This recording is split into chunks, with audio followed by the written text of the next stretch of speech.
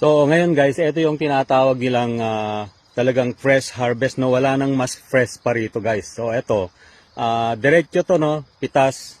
Wala nang hugas-hugas guys kasi napakaganda yung environment dito. Purely natural. So ito, pwedeng kainin to na diretsong ganito guys. Sobrang crunchy, sobrang juicy, sobrang napaka-healthy guys.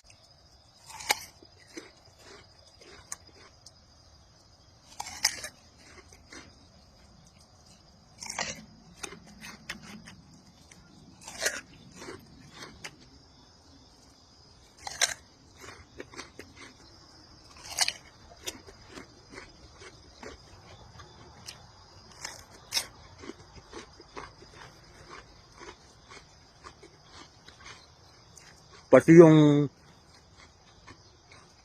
buto niya, manamis-namis guys. Sige, try nyo yung medyo mura pa.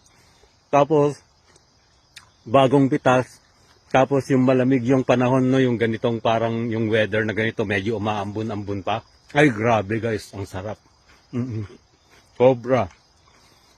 Okay, subukan nyo ha. Hindi siya malagkit guys kasi mura pa eh. Ayan.